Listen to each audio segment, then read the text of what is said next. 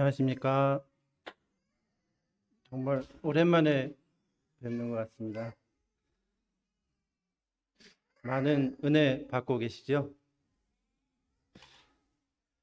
자, 이렇게 시작하기 전에 예전에는 제가 저 밑에 쪽에서 아이들을 인솔해 가지고 특창하는 거를 뭐 주도하고 하는 쪽이었는데 제가 이 자리에 앉아 가지고 들어보니까 참 아이들이 하는 것들을 뭐 물론 어머니께서도 하셨지만 아이들이 하는 거를 보면은 들으시는 분한테 거의 90% 이상 통하는 것 같아요. 들으시는 분들이 싫어하시는 분들이 안 계시고 거의 다 좋아하시고 참 가만히 생각해 보면은 사실 그렇지 않습니까? 아이들이 앞에 나와 가지고 물론 이 음악을 멋진 음악을 들려주고 하는 것도 좋지만 아이들은 이 앞에 있는 것 자체만으로도 분위기가 달라집니다. 그리고 그 존재 그 자체만으로도 분위기가 밝아지는 것 같고 참 사랑스럽고 참 보기가 좋습니다. 먼저 제가 그 성경 말씀을 여호수아 24장에 있는 말씀을 시작하는 말씀으로 읽도록 하겠습니다. 모두 다 아시는 말씀인데요.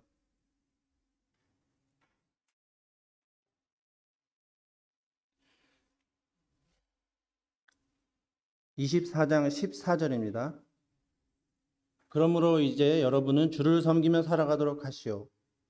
제가 읽는 성경은 그 개역 성경이 아니라요. 쉬운 성경이라고 좀 이 현대어로다가 많이 번역이 된 건데요. 조금 내용은 다른 내용은 없지만 현대식으로다가 말을 좀 쉽게 된 게 있습니다. 주를 섬기며 살되 온전히 주만을 진실한 마음으로 받들고 살아가도록 하시오. 여러분의 조상들이 유프라테스 강 건너편에 살 때, 또 이집트에서 살 때 다른 신들을 섬기고 살았다고 해서 절대로 그들을 본받지 마시오. 그들을 뒤따르지 말고 오직 주만을 섬기도록 하시오. 하지만 주를 섬기는 것이 여러분에게 내키지 않은 일이라면 오늘 여러분 스스로 누구를 섬길 것인지 선택하도록 하시오. 강 건너 저편에서 여러분의 조상들이 섬기던 신들이든 여러분이 지금 살고 있는 아모리 사람들이 섬기는 신들이든 여러분이 모시고 섬길 신을 결정하도록 하시오. 나와 내 가족들은 오직 주를 섬길 것이오. 이렇게 말씀하셨습니다. 여기서 나오는 그 이방신이라는 말이 나오죠. 이집트에 살 때 다른 신들을 섬겼고 또 이곳에 가나안, 지금 이 장면은 이스라엘 백성들이 모두가 가나안 땅에 약속의 땅에 들어온 후에 자신의 이 유업들을 나눔을 끝난 상태인 상황인 거죠. 근데 그곳에서는 가나안 신이라는 그 가나안 땅에 그 토착민들이 섬기는 신들이 있었습니다. 그래서 여기서 여호수아가 그 이방 신들 또 이 아모리 사람들이 섬기는 신들이라고 표현을 했는데요. 그 신들에 대해서 언급하는 장면이 있습니다. 근데 이스라엘 백성들의 역사를 성경에서 쭉 보면은 참 이상하리 많지. 이집트에서 하나님께서 기적적으로다가 모세를 통해서 인도를 해내셨는데요. 매 순간순간마다 참 어떻게 성경을 보면은 뭐 이해가 안 될 만큼 어떠한 상황이 오면은 하나님께로부터 돌아서서 다른 신들을 섬기는 것을 볼 수가 있습니다. 근데 왜 그런 상황이 왔을까요? 이스라엘 백성들이 어리석거나 참 누군가가 선동해서 그런 일이 일어났을까요? 제가 그래서 그 부분에 있어서 저도 참 이상하게 생각해서 그러면은 그 이방 신이 어떤 신인지 제가 한번 검색을 해보고 알아봤습니다. 그래서 여기서 나오는 아모리 신이라고 하는 것은 그때 당시에 그 성경에도 많이 언급이 되는데요. 바알이라고 많이 언급이 되죠.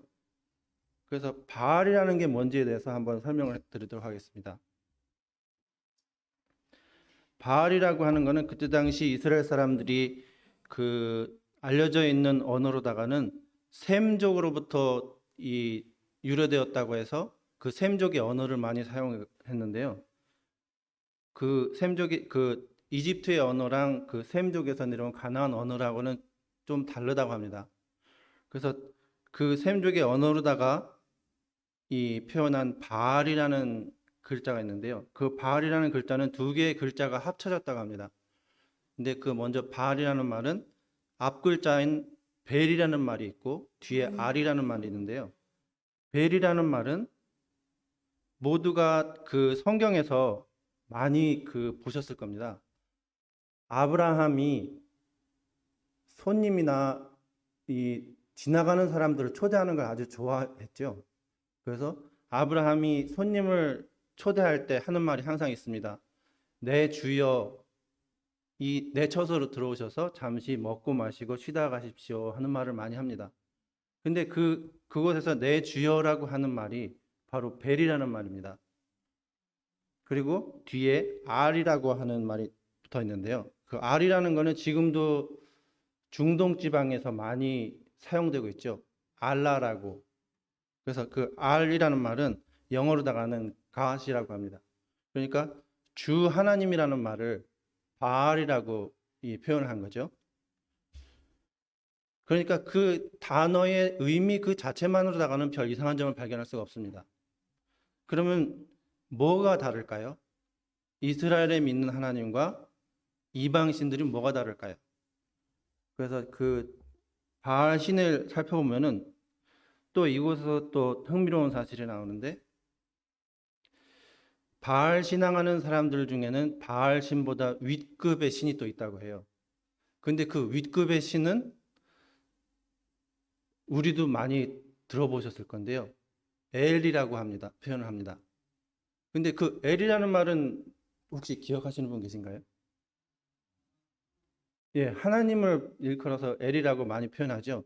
그래서 엘리야의 이름의 뜻에 그 엘이라는 말도 있고 다니엘의 엘이라는 것도 있고 또 엘로힘의 하나님이라는 말도 표현하죠. 근데 사실은 그 엘과 이 바알 신화에 나오는 엘은 같은 글자라고 합니다.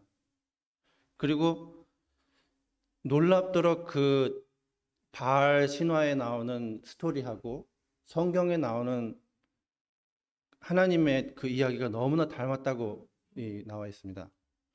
그러니까 사실 그 이방신을 섬기는 것이 뭐 어느 날 갑자기 확 돌아서 가지고 그냥 타락하고 이런 게 아니라 그냥 물들듯이 그냥 별다를 바가 없는 거죠. 물론 여기 바알 신화에 나오는 그 바알 신이 뭐 어느 한 아모리 족속뿐만 아니라 그때 당시에 모든 가나안 백성들이나 모든 이 사람들이 사용하는 신들을 일컬어서 바알이라고 일컬었다고 합니다. 그리고 이스라엘 백성들은 유목민이라 가지고 양을 치고 항상 떠드는 유랑민이었지만 가나안이나 이집트나 그때 당시에 나라의 역사적으로 모든 나라들은 농업이 주력 그 나라의 국력이 곧 농업이라고 일컬어질 만큼 농업이 아주 중요시 되었었는데요. 이집트가 세계 최강국이 되었었던 이유도 바로 나일강이 모든 나라들의 이 국력이 될 만큼 농업이 아주 풍성하게 잘 되는 땅이었었는데요. 그만큼 그때 당시의 시대에는 농업이 아주 중요했습니다. 그래서 그 바알은 농업을 주관하는 신이었다고 알려져 있고요. 이 이야기가 나오는 것은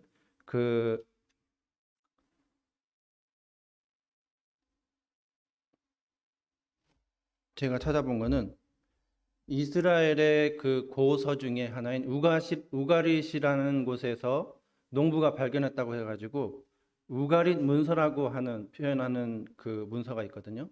그곳에 가나안의 옛 신들에 대해서 설명하는 장면에서 가나안들은 원래 가나안 사람들은 다신교라고 해가지고 뭐 신들이 뭐 한두 명이 아니었어요. 한두 신이 아니었어요. 근데 여기서 나오는 이 시작하는 부분에 말씀드렸듯이 셈족이라고 표현을 했거든요. 셈은 다 아시죠? 셈은 누구의 아들일까요? 노아의 아들입니다. 노아의 아마도 추측으로다가 셋째 아들이라고 모두가 생각한다고 하고 있습니다. 왜냐하면은 모두가 셈, 함, 야벳 이렇게 알고 계시는데요. 근데 성경에서 기록된 순서를 보면은 성경은 규칙이 있는데 그 규칙이 장자의 가계부터 먼저 적는 거로다가 규칙이 그렇게 뭐 암묵적인 룰 비슷하게 있다고 해요. 근데 야벳을 먼저 적고 그 후에 함을 적고 그렇게 셈을 적었다고 합니다. 근데 셈이 노아의 아들 셈이 정착한 곳이 바로 가나안일 것이다 하고 추측을 하고 있다고 합니다. 왜냐하면은 그 역사 기록이 많이 남아있진 않지만 그 사람들이 쓰는 언어를 보면은 가나안 사람들이 자신들이 셈족이다 하고 이야기를 하고 있고 또 그 셈 언어를 지금 쭉 내려와서 히브리 언어의 바탕이 되었다고 표현을 합니다. 근데 제가 말씀드리고자 하는 내용은 많이 흡사하긴 하지만 바알 신앙을 하는 사람들의 것과 하나님을 섬기는 사람들의 가장 큰 차이점이 있습니다. 그리고 하나님께서 이스라엘 백성들이 우상을 섬기는 데 있어서 생각해 보면은 좀 이상하지도 않습니까? 이상한 점이 있는 것 같습니다. 왜냐하면은 처음부터 우상을 섬길 때 초장부터 싹을 이 업게 딱 뭐 왕래를 금한다든가 그런 게 아니라 어느 정도 지나고 난 다음에 완전히 다 퍼지고 난 다음에 그 다음에 도저히 이 상황을 걷잡을 수가 없다 하는 상황에서 항상 사건들이 일어나는 걸 볼 수가 있죠. 근데 바알 신앙을 하는 사람들과 하나님을 하는 것의 가장 큰 차이점을 본다면은 그 유래를 본다면은 성경에서 나오는 그 제사제도 중에서 지금 제가 말씀드리는 중에 떠오르시는 장면이 있을 건데요. 하나님께 제물을 드릴 때에 농업의 산물을 자신이 농사지은 이 가장 좋은 것을 드린 사람하고 또 희생제물로 양을 잡아드린 맨 처음에 제사가 있었죠. 처음 살인이 일어난 사건 기억하십니까? 가인과 아벨이죠. 그렇죠. 바로 여기서 가장 출발점이 있다고 생각하는데요. 하나님께서 받아주신 것은 양을 잡아서 제사를 드린 아벨의 제사였죠. 그리고 가인은 이게 성경에서 아주 작은 부분만 묘사가 되어 있는데 가인은 자기가 농사진 거를 하나님 앞에 제사를 드렸더라. 그렇지만 하나님께서 받아들인 것은 양을 잡아서 제사 드린 거죠. 근데 농사를 지어 보신 분들이 계실 것 같은데요. 농사를 지으신 분들은 아시겠지만 자신이 지은 농산물 중에서 가장 좋은 것 그리고 농산물이라는 거는 밖에 나가서 언제든지 가져올 수 있는 게 아니라 정해진 때가 있는 거죠. 그리고 그때 당시에 먹는 거는 지금도 물론 마찬가지지만 먹는 거는 그 생명줄이랑 마찬가지였습니다. 근데 가인은 그때 당시에 자신이 가장 자신 있어 하고 자기가 드릴 수 있는 최고를 하나님께 드렸다고 성경에는 써 있지 않지만 다른 외경이라고 불리워지는 곳에 보면은 그 내용이 나와 있습니다.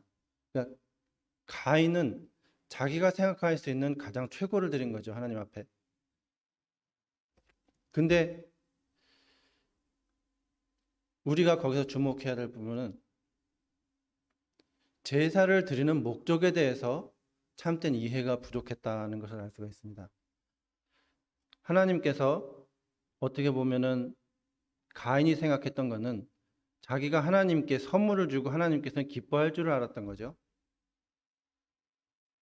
근데 하나님께서 제사 제도를 제정하신 이유가 뭐였을까요?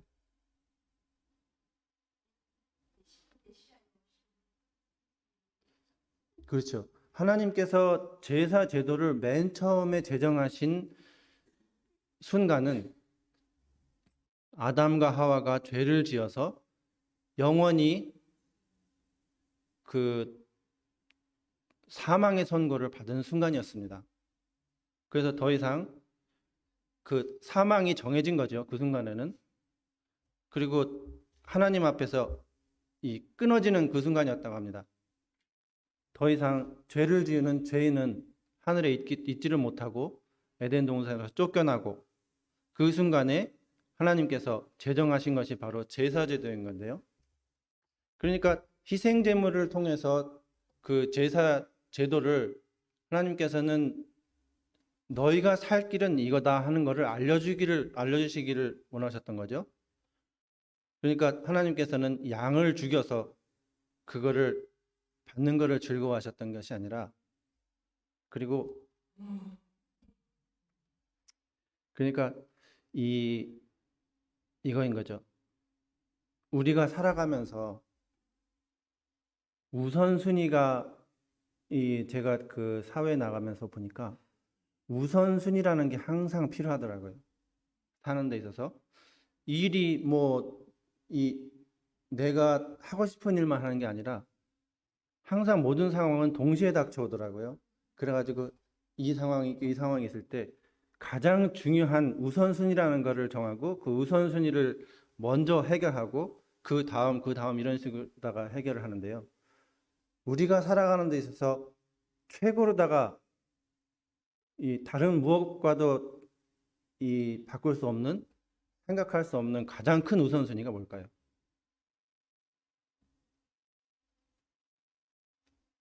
가장 큰 우선순위. 예? 양잡아 제사 드리는 거예요. 예, 요즘에는 양잡아 제사 드리는 건 없잖아요. 예배예요? 예배. 그러니까 제가 말씀드리는 거는 우리가 실제로 살아가는 데 있어서 말씀드린 겁니다. 실제로 살아가는 데 있어서. 그러니까 그 신앙 생활을 하는데도 물론이거니와 우리가 실제로 살아가는 데 있어서 가장 큰 우선순위가 뭘까요? 우리가 이제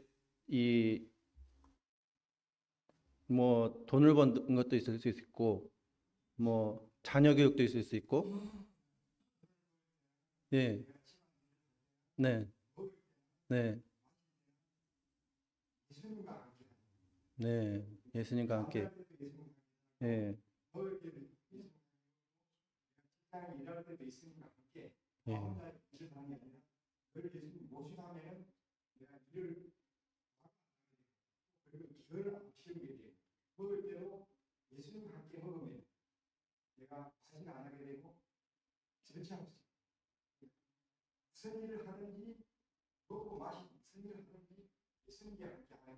네,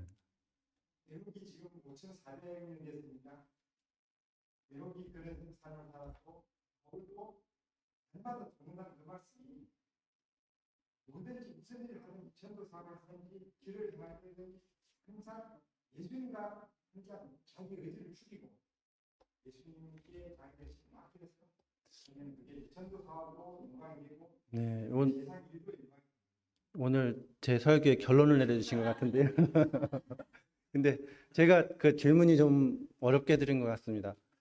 제가 생각하고자 했던 말씀드리고자 했던 내용은 우리가 살면서 여러 가지 우선순위를 정하는데요. 우리가 참 이 순간이 되면은 다 필요 없고 이거밖에 없다 하고 할 만큼 가장 큰 우선순위는 생과 사하고 연결된 문제더라고요. 내가 죽게 되는 상황에서 다른 뭐가 필요가 있을까요? 죽어가는 사람 살리는 것만큼 가장 큰 우선순위가 있을까요? 그냥 이 상황에서 이쪽 길을 선택하지 않는다면 죽는다면은 다른 뭐 금은보화나 뭐 다른 뭐 그런 게 아무 소용이 없을 것 같습니다. 그냥 죽음이냐 삶이냐 이 두 가지의 선택에 길어 있다면은 어떻게 하실까요? 어느 쪽 길을 선택하실까요? 그렇죠. 그 생명의 길을 선택하는 게 아주 당연한 거죠. 이렇게 이 말씀드리면 당연한 건데, 근데 하나님께서 성경에서 그 말씀을 하시는데요. 그 이사야서에 나왔나요? 그곳에 하나님께서 이스라엘아, 네가 어찌하여 죽고자 하느냐 하고 한탄하시는 장면이 나오십니다. 그러니까 하나님께서 제사제도를 우리에게 제정하신 이유가 바로 거기에 있다고 생각합니다. 우리가 죄를 짓는다면은 죽음이라는 것을 하나님께서 분명히 말씀하셨습니다. 그래서 그 하나님께서 제사제도를 제정하신 분명한 목적은 하나인 거죠. 가장 큰 우선순위죠. 죽음이 결정되는 사람을 살게 하기 위해서. 바로 그곳에 있다고 생각합니다. 근데 여기서 제가 그 조금 이야기가 돌았는데요. 그 바알의 신앙에 대해서 이야기하다가 여기 왔는데, 바알을 섬기는 사람들도 희생제물이 있습니다. 근데 그 사람들이 희생제물을 드리는 방법은 바로 가인이 했던 똑같은 방법입니다. 그 바알 신이 자기가 가지고 있는 가장 좋은 거를 얼만큼 많이 주느냐에 따라서 그 축복의 양이 정해집니다. 그래서 자기가 그 받은 그 재물이 마음에 안 들면은, 재물을 준 사람이 좀 성의 없게 주거나 한다면은 하늘에서 불을 내려서 죽인다고 합니다. 근데 이 장면을 좀 떠오르는 장면이 있지 않나요? 그 엘리야가 갈멜산에서 아합 왕이나 바알의 선지자들을 데리고 와가지고 어떠한 시합을 벌였죠? 그렇죠. 하늘에서 불이 내려와서 재물을 살리는 신이 참된 신이다 하는 것을 공언을 했죠. 근데 일부러 엘리야가 그 말을 한 이유가 있습니다. 왜냐하면은 그때 당시에 바알 신들이 지금은 바알 신앙을 하는 사람들이 없지만 바알 신앙을 하는 사람들의 알려져 있는 가장 큰 게 바로 하늘에서 불을 내리는 바알이거든요. 그리고 실제로 불을 내려서 어떻게 했는지는 모르지만 그렇게 알려져 있습니다. 바알 신이 마음에 안 들면은 불을 내려가지고 다 살라버렸다. 그렇기 때문에 엘리야가 그런 제안을 내린 겁니다. 너희가 갈멜산으로 와서 제물을 드려서 너희가 먼저 너희의 신에게 구해라. 그리고 그 바알의 여러 가지 그 명칭이 있는데요. 그 사람들은 바알이라고 불렀지만 성경에 보면은 바알세붑이라는 것도 있고 바알세부라는 것도 있고 벨세불이라고 부르는 것도 있습니다. 근데 대부분 같은 명칭이고요. 근데 그 바알세부라는 명칭이 있는데 그 세부라는 거는 파리를 뜻한다고 합니다. 근데 그때 엘리야가 바알의 선지자들을 조롱하는 장면이 나오죠. 너희의 신이 지금 잠을 자고 있느냐? 그 재물에 지금 파리가 날린다. 그래서 그 이스라엘 사람들이 블레셋이나 그런 신들의 그 조롱할 때 쓰는 말이 바알세부라고 한다고 합니다. 그 파리의 신이라고. 근데 바알이라는 말 그 자체는 사실은 그 노아나 그 전의 역사에 그 기록으로 남아있지는 않지만 그 사람들이 그 셈족도 사실은 노아의 이 아들이기 때문에 그 사람들이 섬기는 신은 하나님으로부터 그 다른 신들을 자기가 만들어낸 신은 아닐 거라고 생각합니다. 근데 구속의 계획에 대한 이해도가 많이 부족했기 때문에 그 사람들이 다른 방향으로다가 잘못된 방향으로다가 그 제사제도를 바꿔버린 것이 결국에는 이 상황이 오게 된 것인데요.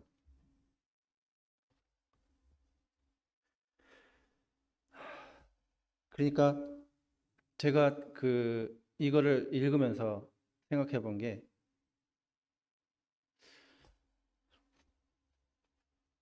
하나님께서 사람들에게 이 남기신 약속이나 또 제정하신 언약은 아주 명확했습니다.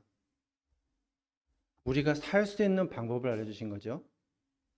하나님께서 그거를 어떠한 의식적인 절차로다가 남겨주시고, 또 이 구원을 받기 위해서는 너희가 반드시 뭐 양을 이런 식으로 잡고 이렇게 해가지고 이렇게 해라 하면서 그 양 잡는 의식 자체가 그 구원으로 이르게 하는 그런 목적으로 제정하셨다기보다는 뜻하시는 바가 있었던 거죠. 바로 하나님께서 사람을 살리기 위한 구원의 계획을 이미 그때 세우신 거였죠. 그리고 이곳에서 우리가 알 수 있는 한 가지 사실이 있는데요. 이방신인 바알이 원하는 것은 크나큰 이 노력이 많이 필요합니다. 능력 없는 사람은 구원을 받을 수가 없어요. 능력이 큰 사람일수록 구원을 받을 확률도 더 높아집니다. 왜냐하면 죄물이 크면 클수록 축복도 더 커지거든요. 근데 하나님께서 우리에게 약속하신 축복은 어떤 것입니까? 하나님께서 우리에게 원하시는 축복, 우리에게 또 원하시는 행위. 제가 그 제목을 어떻게 해야 구원을 받을 수 있을까 하는 것을 제목을 정했는데요. 하나님께서 우리에게 어떤 행위를 요구하실까요? 구원받기 위해서, 우리가 살기 위해서는 너희가 반드시 이거 정도는 해야 된다. 하나님을 믿는 사람이라면은 이거 정도는 하지 않으면은 기준에 도달할 수가 없다 하는 기준을 정해진 게 있을까요?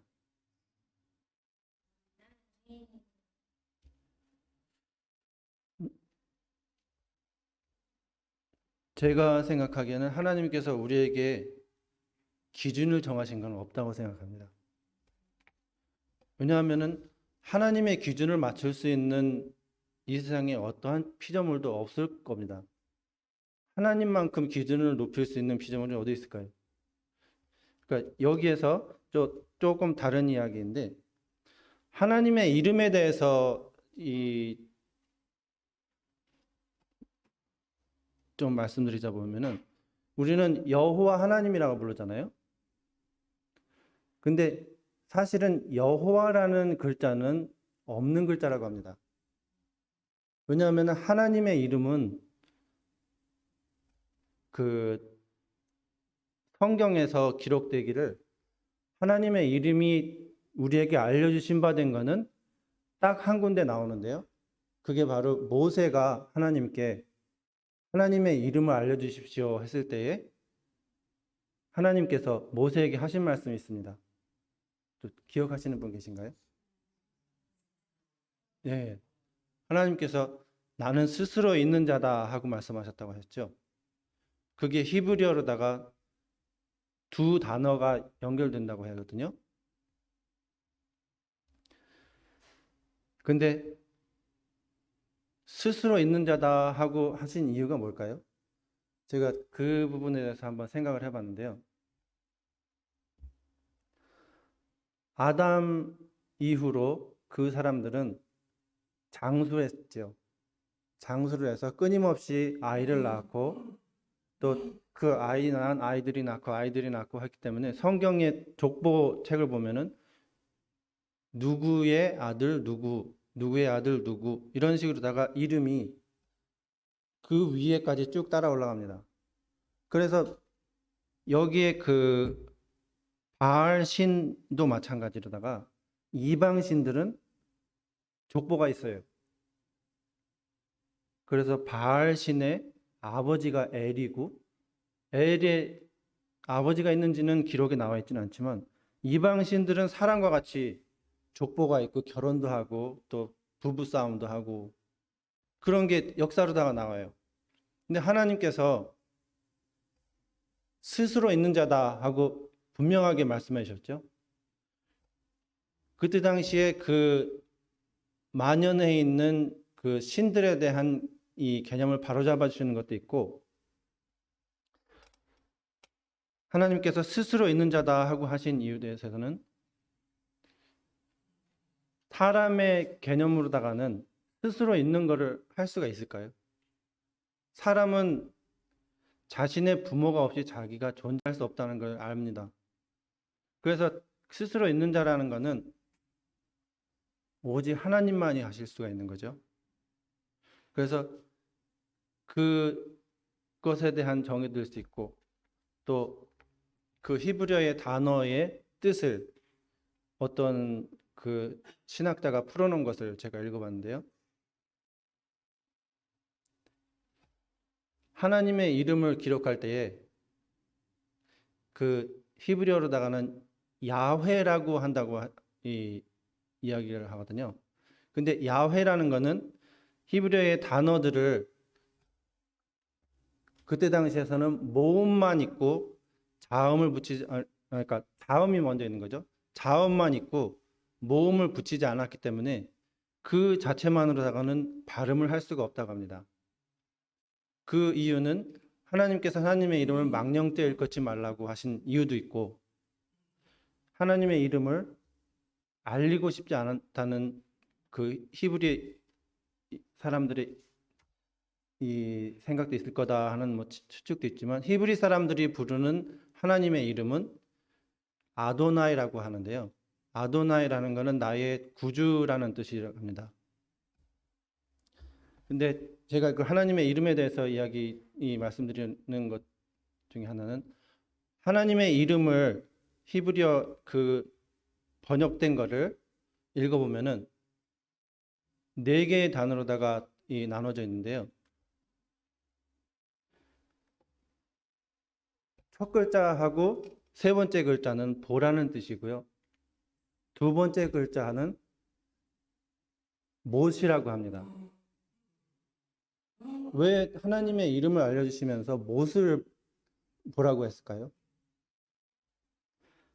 하나님께서는 모든 구원의 계획을 말씀하시면서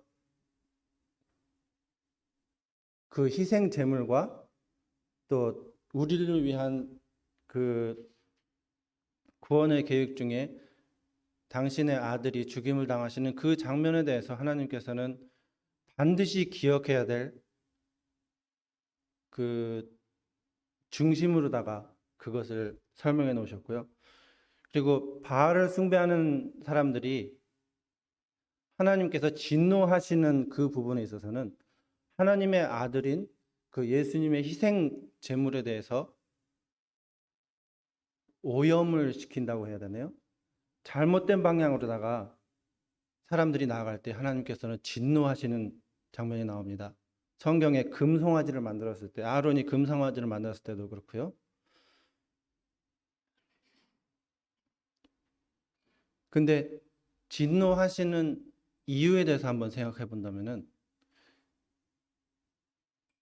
좀 전에 제가 말씀드린 그 우리가 가장 중요시 여겨야 되는 우선순위가 생과 사라고 말씀드렸죠. 그러니까 죽음과 삶과 관련된 것에 있어서는 그 외에 우선순위를 둘 수 없다고 생각합니다. 근데 내가 살리고자 하는 이 사람들이 분명히 삶의 길을 앞에 열어주고, 그것도 어렵게 알려준 것도 아니고 딱 한 가지입니다. 그리고 우리가 할 수 있는 게 없습니다. 약속된 우리의 구원의 계획을 기다리고 하나님께서 우리에게 주신 그 이름을 믿기만 하면 되는 거죠. 그 믿는 것을 기다리면 되는 것인데 그거를 변개를 하고자 하는 거죠.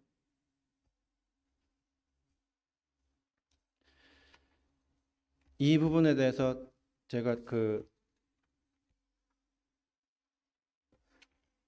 성경에 나오는 많이 아시는 말씀을 읽어드리겠습니다.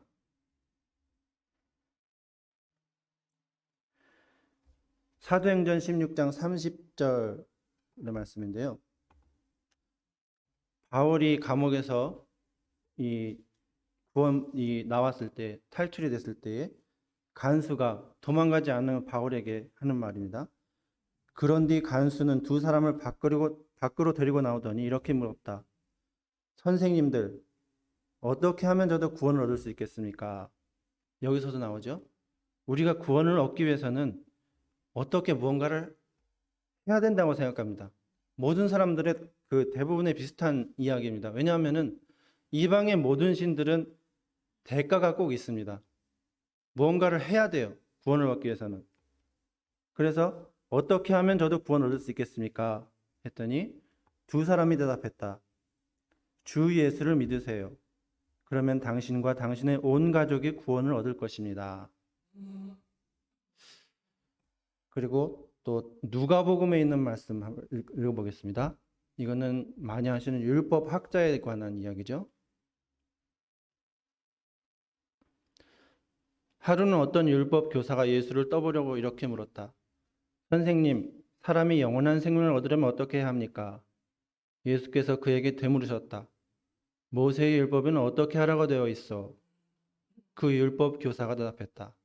내 마음을 다하고 내 목숨을 다하고 내 힘을 다하고 내 뜻을 다하여 주 너의 하나님을 사랑하라.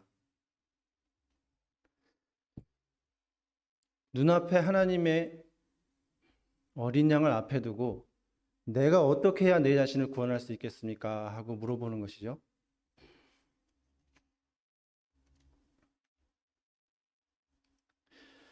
그리고 에베소서 2장 8절로 9절을 한번 읽어보도록 하겠습니다. 여러분은 그리스도를 믿는 믿음을 통해서 하나님의 은혜로 구원을 받았습니다. 그러므로 구원은 결코 여러분에게서 나온 것이 아니라 오직 하나님께서 베푸신 선물입니다. 여러분의 행위로 구원받은 것이 아니므로 아무도 자신의 구원을 자랑할 수가 없습니다.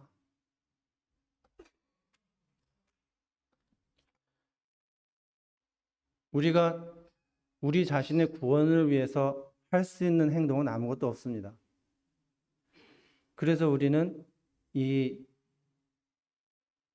구원을 바로 은혜라고 부르는 거죠. 은혜라고 하는 것은 값으로다가 도저히 이것을 매길 수 없을 만큼 커다란 것을 말할 때 은혜라고 한다고 합니다. 생명을 받을 수 있는데 그 생명을 값으로다 어떻게 매길 수가 있을까요? 죽음이 정해진 사람이 이게 건강했을 때는 그 생명의 중함을 모르는데 그 죽음을 앞둔 분들을 만나서 대화를 해보고 그분들의 이야기 보면은 자신이 생명을 얻을 수가 있다면은 그러니까 모든 것을 다 내둘 이 마음에 이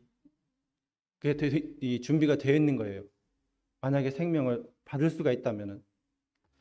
그러니까 생명의 가치는 자기가 생명이 없어지려고 할 그 순간에 느껴진다고 했는데 가장 큰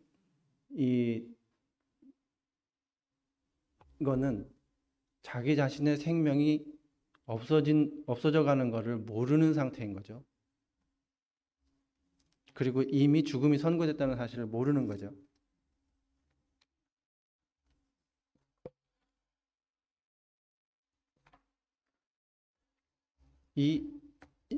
이곳에 대해서 그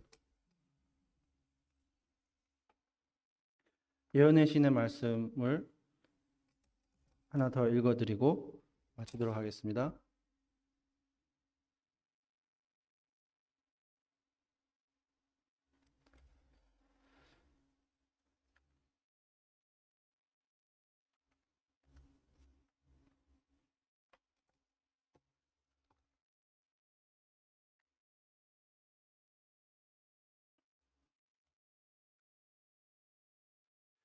그분의 이름을 믿는 믿음을 통하여 회개한 영혼에게 입혀진 것을 깨닫는다. 죄인이 예수님의 비길 데 없는 매력을 보게 될 때 죄는 더 이상 그에게 매력적으로 보이지 않는다. 왜냐하면 그는 많은 사람에게 뛰어난 분, 그 전체가 사랑스러운 분을 바라보기 때문이다. 그는 그 방대한 계획이 존귀한 목적에 의해서만 비견될 수 있는 복음의 능력을 개인적인 경험을 통하여 깨닫게 된다. 우리에게는 살아계신 구주가 있다. 그분은 요셉의 새 무덤 속에 계시지 않고 사망에서 일어나 모든 믿는 영혼을 위한 대리자와 보증인으로서 하늘로 올라가셨다. 그러므로 우리가 믿음으로 의롭다 하심을 얻었은즉 우리 주 예수 그리스도로 말미암아 하나님으로 더불어 화평을 누리자. 죄인은 예수님의 공로를 통하여 의롭게 된다. 이것은 인간을 위해 지불한 몸값이 완전하다는 것을 하나님께서 인정하신 것이다. 그리스도께서 십자가에서 죽기까지 복종하신 것은 회개하는 죄인을 아버지께서 받아주신다는 보증이다. 이럴진대 우리가 의심하고 믿고 의심하는 모호한 경험을 가져야 할 것인가? 예수님은 우리를 하나님께 간합되게 하시는 담보물이다. 우리는 은총을 입고 하나님 앞에 서 있다. 그것은 우리 자신의 어떠한 공로로 인한 것이 아니라 우리의 의이신 주님을 믿는 믿음으로 말미암은 것이다. 예수님께서는 지금 우리를 위하여 하나님 앞에 나타나시고자 지성소에 서 계신다. 그곳에서 그분은 자기의 백성을 매 순간 나타내어 그분 자신 안에서 완성시키는 일을 중단하지 않으신다. 그러나 우리가 아버지 앞에 그렇게 제시된다는 이유로 우리가 그리스도의 자비를 이용하여 부주의하고 무관심하고 방종할 수 있다고 생각해서는 안 된다. 그리스도는 죄의 봉사자가 아니시다.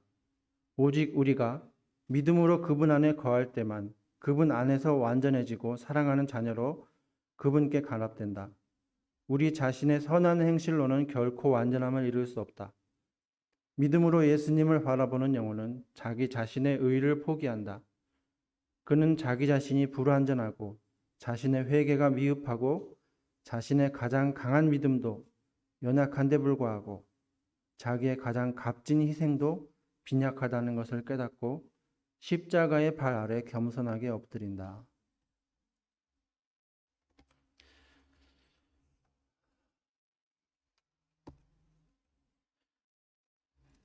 제가 오늘 말씀드리고자 했던 것은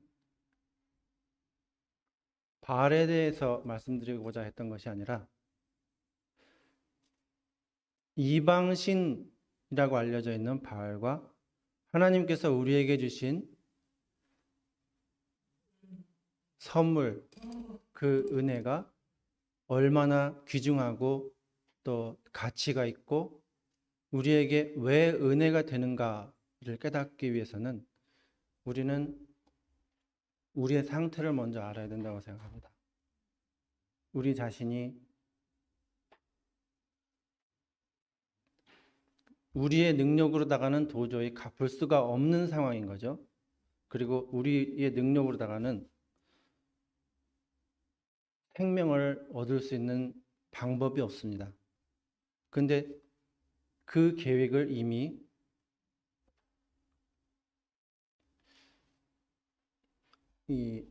우리를 위해서 준비를 하신 분이 계시고 또 이루어 주셨죠. 그래서 그 조건은 너무나 간단합니다. 우리를 위해서 이 죽임을 당하신 그 어린 양의 이름, 그 이름을 믿음을 통하여서 우리는 우리 자신의 의가 된다고 여기서 설명을 하고 있죠. 그러니까 하나님을 믿는 방법은 참 간단하죠. 이 다른 어떠한 신들과 비교할 수 없을 만큼 너무나 명확하고 단순하고 간단해요. 그리고 그것이 우리에게 은혜가 된다는 사실을 우리가 이 연구를 하다 보면 알게 될 수가 있습니다. 그래서 예수님께서 우리에게 설명하신 것처럼 예수님께서 우리에게 주시는 그 생수를 우리가 마신다면은 우리의 마음에서 평화가 강과 같이 흘러넘칠 것이다 라고 말씀하셨죠. 그게 왜 그럴까요?